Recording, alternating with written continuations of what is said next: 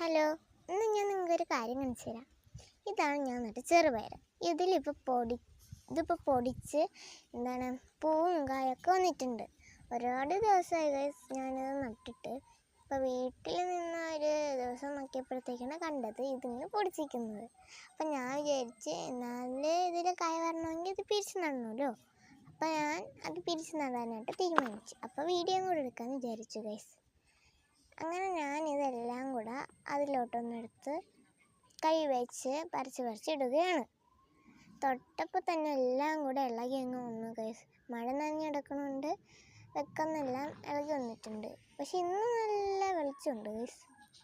അങ്ങനെ നമ്മൾ അതെല്ലാം എടുത്ത് ഇട്ടിട്ടുണ്ടേ. ഇനി നമുക്ക് ഇവിടുത്തെ കരിയിലേക്ക് ഒന്ന് മാറ്റി കൊടുക്കാം കേട്ടോ. അങ്ങനെ അതെല്ലാം നമുക്ക് മാറ്റി കൊടുക്കാം. രണ്ട് സൈഡിലൊക്കെ മാറ്റി നടുക്ക് ഞാൻ ഓൾറെഡി മാറ്റിയിട്ടുണ്ടായിരുന്നു. ഇനി നമുക്ക് ഇവിടെ ഒന്ന് കിളച്ചെടുക്കാം. ആ പില്ലറുക്കുന്ന സംഭവം വെച്ചിട്ടാണ് ഞാൻ ഇവിടെ കിളച്ചത്. അങ്ങനെ വാരെടുക്കാൻ പറ്റുന്ന രീതിയിൽ ഞാൻ ആക്കി എടുത്തിട്ടുണ്ട്.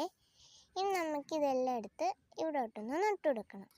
പിരിച്ച് പിരിച്ചാണ് നടാനുള്ളത് ഗൈസ്.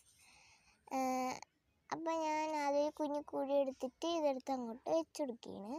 എനിക്ക് മണ്ണെല്ലാം മാന്തി വരുന്നുണ്ടേ. അങ്ങനെ മണ്ണ് വാരിയിട്ടിട്ട് ഒരെണ്ണം നട്ട് വെച്ചിട്ടുണ്ട്.